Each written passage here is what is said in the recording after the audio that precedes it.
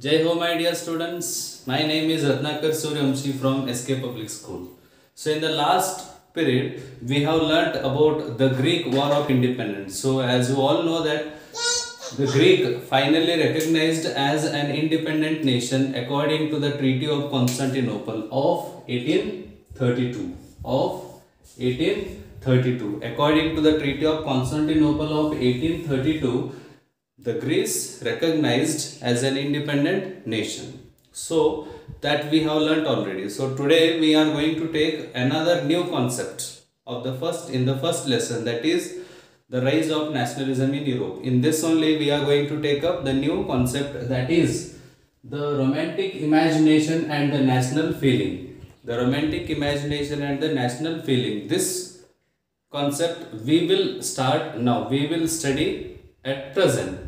So let's start this. See, important point is here only. Wars and territorial expansion as well as culture.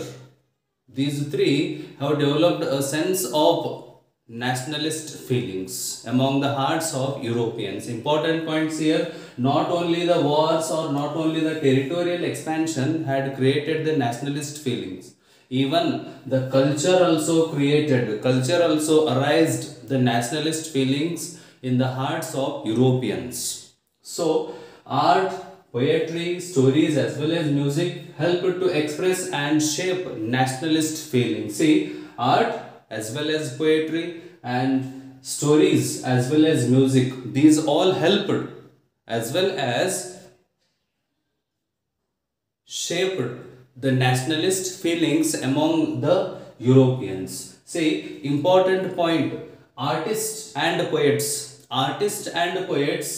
opposed or they criticized the glorification of science and reason. See, artists as well as poets opposed or they criticized the glorification of science and reason. See, what is then glorification here? Glorification means giving more concentration, giving more importance to the science or exaggeration of science. So this is what we call glorification. So glorification of science and reason was completely criticized by the artists and poets of Europe, as well as those poets and artists, they focused on emotions of the people as well as intuition and the mystical feelings. Say, emotion means you know that, but intuition means the ability to understand something immediately. The ability to understand something immediately, that is we call intuition. So in Kannada we can call it as Sakshatkara or Atmadhyana or Arivu, we call it in Kannada. That is what we call intuition. So artists and poets, they opposed, they criticized the glorification of science and reason, and at the same time they gave more focus, they gave more importance to the emotions, intuition and the mystical feelings. And even see, through this all, poets as well as the artists or the musicians or the story writers in Europe, they try to create a sense of shared culture as well as shared collective heritage we consider, or they try to create a common culture past as the basis of a nation. So you have already learned the meaning of nation state. The meaning of a nation state. You have already learned that an area in which the rulers as well as majority of the citizens belong to the same past or same culture, or they may share same identity like language or culture or their descent or past. That is what we call nation state. So to create the nation state in Europe, artists as well as poets or musicians or story writers or etc., they too have tried to create nation states in Europe. Through what? Through giving more stress to the emotions, intuition and mystical feelings. Through this all, they try to create a shared collective heritage. I mean common identity. They try to create a common identity among the people as well as among the rulers, as well as they try to create a common cultural past. They try to create a common cultural past among the people as the basis of nation, as the basis of nation or nation state.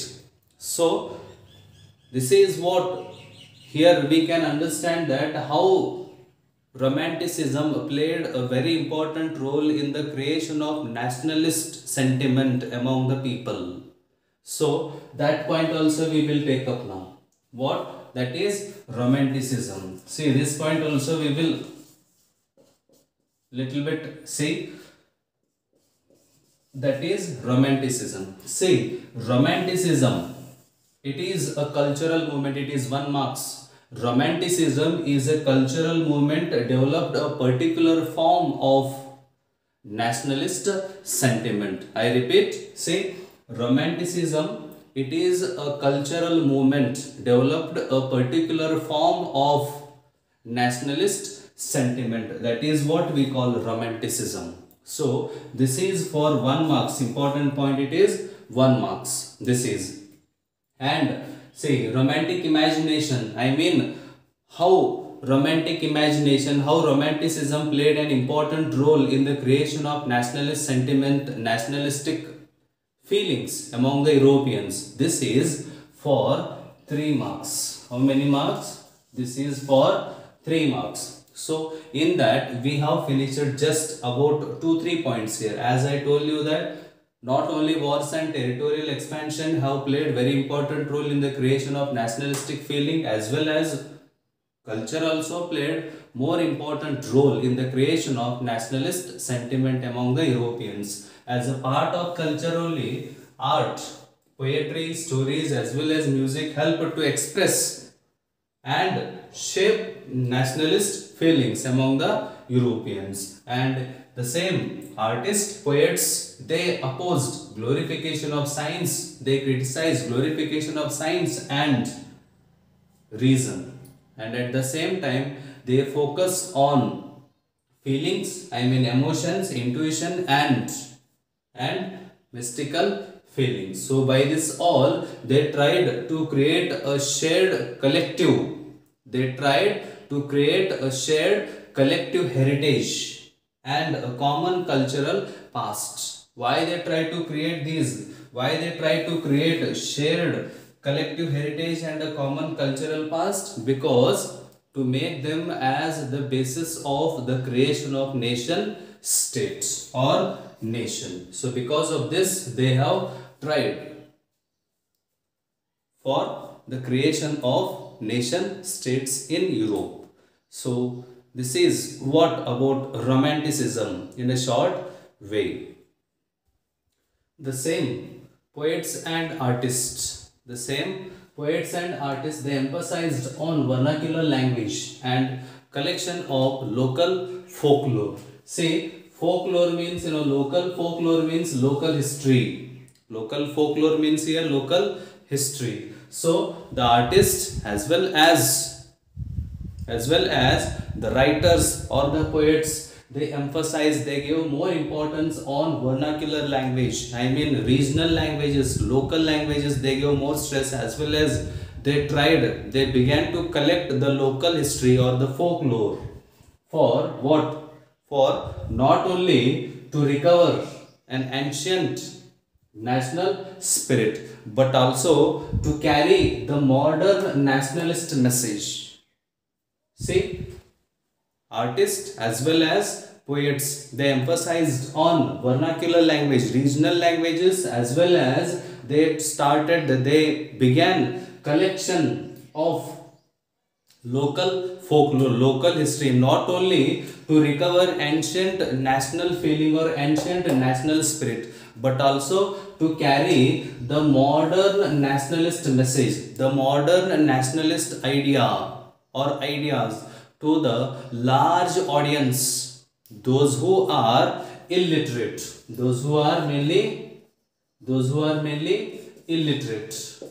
So to them, to reach them, to create an awareness about the nationalism, to make them to be the part of national movement, the creation of nation state. To make this, what artists and poets did, they emphasized on vernacular language, as well as they began collection of local folklore for not only to recover the ancient national spirit but also to carry the modern ideas, modern nationalist idea or message to the large number of audience who were mostly illiterate. To reach them, they emphasized on regional or vernacular language, as well as they began collection of local folklore, local history. For example, just one example also we can take here, that is the Poland. Say, at the end of the 18th century, Poland was partitioned. Poland was divided and ruled or controlled by three powerful countries or three powerful nations in Europe. Which were those three great powers? Which were those three great powerful countries at that time? One is Russia, second one is Austria, and third one is Prussia. See, these were the three: Russia, Austria and Prussia. These three countries controlled the various parts of Poland at the end of 18th century. I mean, you have to understand that at the end of the 18th century, Poland was not at all an independent territory. It was ruled. Its areas were controlled by three great powers of Europe. Which were those three great powers? Russia, Austria and Prussia. So, even though it was not an independent territory, Poland, I am telling, Poland was not an independent territory at the end of 18th century, but the nationalist feelings were kept alive. The national feelings were kept alive in the hearts of Polish. How it was kept alive? See, the nationalist feelings were kept alive through music and language. Through what? Through music and language, the nationalist feelings among the Polish kept alive. One important person we can learn about him, that is Karol Karpinski. Karol Karpinski, he celebrated national struggle. Through music and operas, or even dramas. Through dramas, music and operas. See, operas I am telling, just operas. Operas means music-based dramas. Music-based dramas are called as operas. So, the Karol Karpinski, he celebrated national struggle. He celebrated the national fight, freedom fight, through music and operas, as well as he turned folk dances into nationalist symbols. Folk dances, local forms of dances, he turned them into national symbols, nationalistic symbols for the freedom fight of Poland. Then which were those important local dance forms or regional dance forms or folk dance forms? Those are Polonaise and Mazurka. These were the two important folk dance forms of Poland, and these were turned into nationalistic symbols by Karol Karpinski. In this way also, Romanticism culture played very important role. As a part of Romanticism culture, art, or it may be poetry, or it may be stories, music, operas, dramas, etc. All these are the part of Romanticism. So, Romanticism played very important role, like the war as well as territorial expansion in the creation of nationalism, or the idea of nation in the hearts of Europeans. Like culture, language also played a very important role in the creation of nationalism, or in the creation of national feelings among the Europeans. See, just example we will take how language played very important role.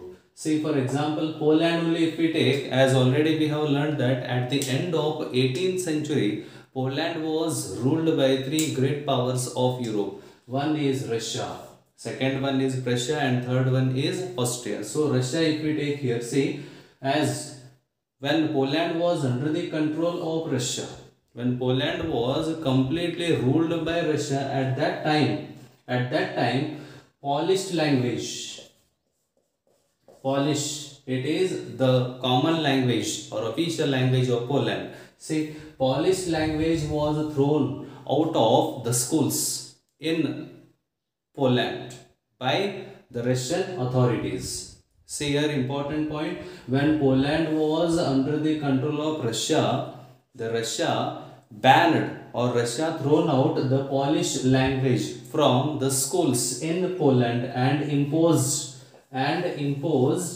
Russian language everywhere. Everywhere Russian language was imposed in Poland, and the Polish language was completely banned or abolished. Even learning or teaching in the Polish language in the schools was also banned or not allowed or abolished. So because of this in 1831, armed rebellion was started, armed with weapon. It is violent rebellion, violent fight was started against the Russian rule. Armed rebellion or fight was started in 1831, but ultimately it was crushed. It was crushed means here it was suppressed successfully. Russia crushed the fight which was started against the Russian rule in 1831. So after this, following this, many members of clergy, I mean popes, bishops, etc., or priests. So many members of clergy in Poland, they began to use language as a weapon of national resistance. What? Many members of clergy in Poland, they began to use language. As a weapon of national resistance. I mean, to show their opposition to the Russian rule, they used language as a weapon. To show their opposition to the Russian rule in Poland, they used language only as a weapon. Who used? Many members of clergy in Poland.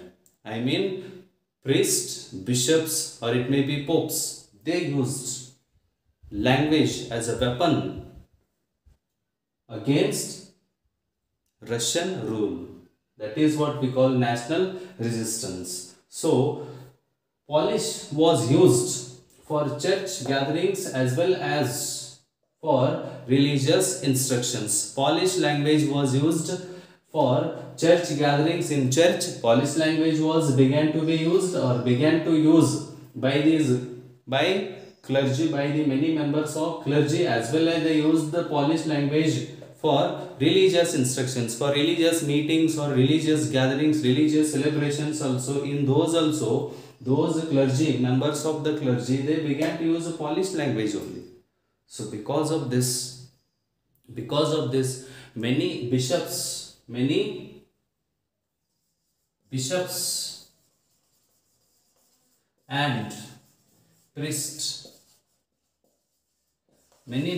and priests were put in jail, as well as few bishops and priests were sent to Siberia as a punishment for the refusal of preaching in Russian language. I mean, those priests, the members of the clergy, they opposed the use of Russian language and they began to use Polish. Because of this, they got punishment. What punishment? Some were put in jail, many bishops and priests went to jail, as well as some were sent to Siberia as a punishment because of refusing to preach in Russian language, and because of preaching in Polish language. So by this all we can understand that the use of Polish language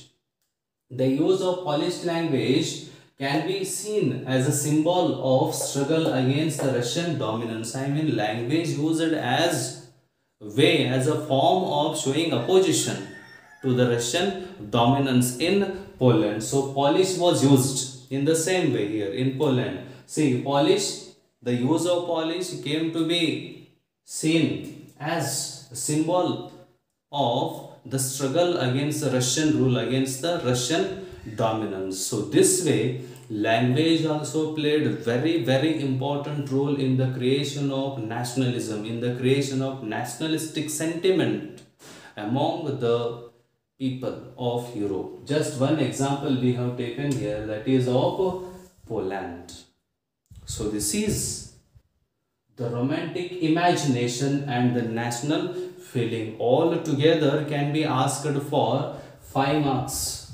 All together can be asked for 5 marks. Explain the romantic imagination. Explain the use, or explain the role of romanticism in the creation of nationalism, in the spread of the idea called nationalism in Europe. So at that time you have to take up all the points which I have explained now.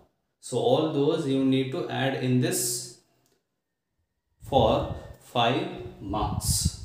So culture we have learnt already, and then various folklore history, various as dance forms, for example Poland's Karol Karpinski I have told, and then language also played very important role. If in the board exam, if only the role of language in the creation of nationalism if it is asked, then it will be only for 3 marks. It will be for 3 marks, the role of language in the creation of nationalism in Europe. So then you have to cover these points. What will you write?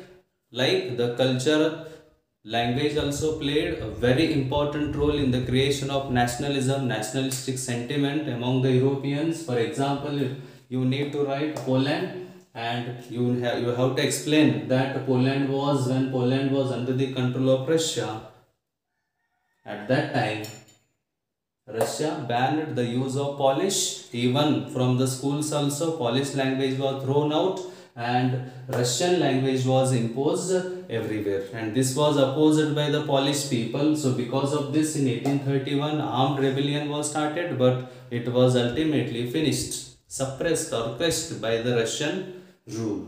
And then afterwards, following this, many members of clergy, they began to use language as a weapon to show their opposition, resistance, national resistance to the Russian rule, to the Russian dominance. So then Polish began to be used in church gatherings as well as in religious instructions, and because of this many priests as well as bishops were sent to jail, as well as some were sent to the Siberia as a punishment because of refusing to preach in Russian language. So by this we can understand the use of Polish language in Poland came to be seen as a symbol of the struggle against the Russian dominance, against the Russian rule. Against the Russian rule, Polish people used Polish language as a weapon, as a symbol of struggle. They used their own language against the Russian rule or against the Russian dominance. So this is about romantic imagination and the national feeling. So the next topic we will take up, the next topic is hunger, hardship and popular revolt. Hunger, hardship and popular revolt is there, so that we will take in the next class. So Jai Hind everyone, bye.